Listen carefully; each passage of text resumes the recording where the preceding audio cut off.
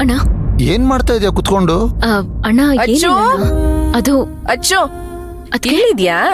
ಮಧ್ಯಾಹ್ನ ಆಫೀಸ್ಗೆ ಊಟಕ್ಕೆ ಕ್ಯಾರಿಯರ್ ರೆಡಿ ಮಾಡ್ಲಾ?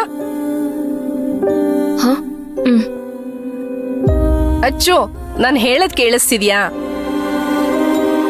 ಏನ್ ಹೇಳಿದ್ರಿ? ಸರಿ ಹೋಯ್ತು, ಹೋಗು. ಇವತ್ ಆಫೀಸ್ಗೆ ಹೋಗ್ತೀಯಾ ಇಲ್ವಾ?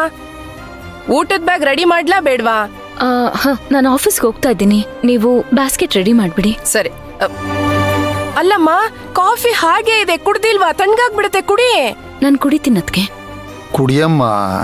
ಅಯ್ಯಯ್ಯೋ, ಕುಡಿತೀನಣ್ಣ, ಅದಿನ್ನೂ ಆರಿಲ್ಲ. ಕುಡಿತೀನಿ ಬಿಡು.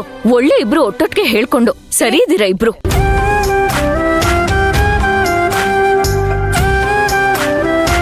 ಸುಮತಿ, ಈಗ ಅಚ್ಚುಮ್ಮ ಏನ್ ಹೇಳೋದ್ಲು? ಯಾಕೆ, ನೀವು ಕೇಳಿಸ್ಕೊಳ್ಳಿಲ್ವಾ? ಅಲ್ಲ, ಕೇಳಿಸ್ಕೊಂಡೆ. ಅವಳು ಕಾಫಿ ಕುಡಿತೀನಿ ಅಂತ ತಾನೇ ಹೇಳಿದ್ಲು. ಮತ್ ಕುಡ್ದೇ ಇಲ್ಲ. ಅದೇ ರೀ, ನೀವ್ ಅಣ್ಣ ತಂಗಿ ಇಬ್ರು ಒಂದೇ, ಹೇಳೋದೊಂದು ಮಾಡೋದೊಂದು. ಅದಕ್ಕೆ ಇದೇ ಉದಾಹರಣೆ. ಅಲ್ಲ, ನಿನಗೆ ಒಂದ್ ಕೇಳಿದ್ರೆ ಇನ್ನೊಂದೇನಾದ್ರೂ ಹೇಳ್ತೀಯಾ? ಸ್ವಲ್ಪ ತಮಾಷೆ ಮಾಡೋದನ್ನ ನಿಲ್ಸಿ ನಾನು ಹೇಳೋದನ್ನ ಕೇಳಿಸ್ಕೊಳ್ಳಿ. ಅಚ್ಚು ಮುಖ ಏನೋ ಒಂಥರ ಇದೆ ಅಲ್ವಾ? ಮುಖದಲ್ಲಿ ಕಳೆನೇ ಇಲ್ವಲ್ಲ? ಹೌದು ಸುಮಾ, ನಾನು ಬೆಳಗ್ಗೆಯಿಂದ ಗಮನಿಸ್ತಾನೆ ಇದ್ದೀನಿ. ಈಗಲೂ ಅಷ್ಟೇ, ನಾನು ಬರೋಕ್ಕಿಂತ ಮುಂಚೆ ಕಾಫಿನ ಸುಮ್ಮನೆ ಇಟ್ಬಿಟ್ಟು ಏನೋ ಯೋಚನೆ ಮಾಡ್ತಾ ಇದ್ಲು. ಅವಳ ಮನ್ಸಲ್ಲಿ ಏನೋ ಗೊಂದಲ ಇದೆ ಅಂತ ಅನ್ನಿಸ್ತಾ ಇದೆ.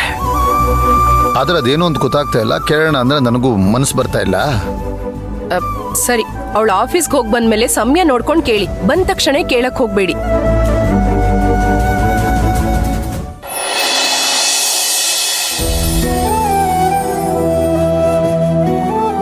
ಸುಶಾಂತ್, ರಾಘವ್ ಹೇಗಿದ್ದಾನಪ್ಪ? ಫೋನ್ ಮಾಡಿದ್ಯಾ? ಫೋನ್ ಮಾಡಿಲ್ಲ ಅಣ್ಣ. ಫೋನ್ ಮಾಡೋದು ಬೇಡ ಅಂತ ನಿರ್ಧಾರ ಮಾಡಿದ್ದೀನಿ. ನೀನೇನೇ ಹೇಳು ಸುಶಾಂತ್, ನೀನ್ ತಗೊಂಡಿರೋ ನಿರ್ಧಾರ ತಪ್ಪು. ಹೌದು ಕಣೋ, ರಾಘವ್ನ ನೀನಲ್ಲಿ ಬಿಟ್ಟಾಗಿಂದನು ನೀನು ಖುಷಿಯಾಗಿಲ್ಲ, ನಾವು ನೆಮ್ಮದಿಯಾಗಿಲ್ಲ. ನಮ್ಗಂತೂ ಈ ನೋವನ್ನ ಸಹಿಸ್ಕೊಳಕ್ ಆಗ್ತಿಲ್ಲ ಸುಶಾಂತ್. ನಾವೇ ಹೋಗಿ ಕರ್ಕೊಂಬಂದ್ಬಿಡ್ತೀವಿ ಕಣೋ. ಹೌದಣ್ಣ, ಅಮ್ಮ ಹೇಳಿದ್ಮೇಲೆ ನಂಗೆ ವಿಷಯ ಗೊತ್ತಾಗಿರೋದು. ನಮ್ಗ್ಯಾರಿಗೂ ನೀನ್ ತಗೊಂಡಿರೋ ನಿರ್ಧಾರ ಒಪ್ಗೆ ಇಲ್ಲ ಅಣ್ಣ. ಮತ್ತೆ ಮತ್ತೆ ನಿಮ್ಗೆಲ್ರಿಗೂ ಹೇಳ್ತಾ ಇದ್ದೀನಿ, ಸ್ವಲ್ಪ ದಿನ ಕಷ್ಟ ಆಗುತ್ತೆ, ಹೋಗ್ತಾ ಹೋಗ್ತಾ ಆರಾಮಾಗಿರ್ತಾನೆ ಬಿಡಿ. ಪ್ಲೀಸ್, ನೀವೆಲ್ಲರೂ ಅರ್ಥ ಮಾಡ್ಕೊಳ್ಳಿ. ನನ್ಗಾದ್ರೂ ರಾಘವನ ಬಿಟ್ಟಿರಕ್ಕಾಗತ್ತಾ? ನೀವೇ ಹೇಳಿ.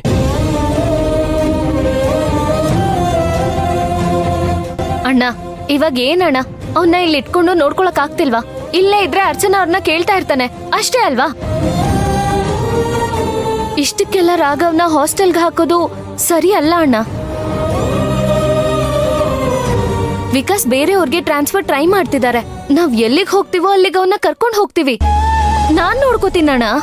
ಅವನ್ನ ಒಳ್ಳೆ ಸ್ಕೂಲಿಗೆ ಸೇರ್ಸಿ ಚೆನ್ನಾಗಿ ಬೆಳೆಸ್ತೀನಿ. ನೀನೇನು ಟೆನ್ಷನ್ ತಗೋಬೇಡ. ನಾವೆಲ್ರೂ ಇರುವಾಗ ನಮ್ಮನೆ ಮಗುನ ಅಲ್ಲೆಲ್ಲೋ ಹಾಸ್ಟೆಲ್ ಅಲ್ಲಿ ಅನಾಥವಾಗಿ ಬೆಳೆಸೋದು ಸರಿನಾ? ನೀನ್ ಹೇಳ್ತಿರೋ ತಪ್ಪಲ್ಲ ಸುಕು. ಸ್ವಲ್ಪ ಪ್ರಾಕ್ಟಿಕಲ್ ಆಗಿ ಯೋಚನೆ ಮಾಡಿ ನೋಡು. ನಾಳೆ ದಿನ ನಿಂಗೂ ಮಕ್ಕಳಾಗತ್ತೆ, ಆಗ ನನ್ ಮಗು ನಿಂಗೆ ಹೊರೆ ಆಗಲ್ವಾ? ಏನೋ ಸುಶಾಂತ, ನೀನು ಮತ್ತೆ ಮತ್ತೆ ಅದನ್ನೇ ಹೇಳ್ತಿದ್ಯಲ್ಲ. ಪಾಪ, ನಾನು ವಿಷಯ ಹೇಳ್ತಿದ್ದ ಹಾಗೆ ಸುಕ್ಕು ಎದ್ನೋ ಬಿದ್ನೋ ಅಂತ ಒಂದೇ ಸಮ ಓಡ್ ಬಂದಿದ್ದಾಳೆ ಇಲ್ಲಿಗೆ. ಯಾಕೆ ಇವಳು ನಿನ್ ಮಗುನ ನೋಡ್ಕೊಳಲ್ವಾ? ಅಮ್ಮ, ನೀನೇ ಸ್ವಲ್ಪ ಸಮಾಧಾನವಾಗಿ ಯೋಚನೆ ಮಾಡು. ಈಗ ವರ್ಷ ನಮ್ಮಿಂದ ದೂರ ಇಲ್ವಾ? ವರ್ಷನ್ ಬಿಟ್ಟು ನಾವೆಲ್ಲರೂ ಆರಾಮಾಗಿಲ್ವಾ ಈಗ? ಇದು ಹಾಗೆ ಅಮ್ಮ.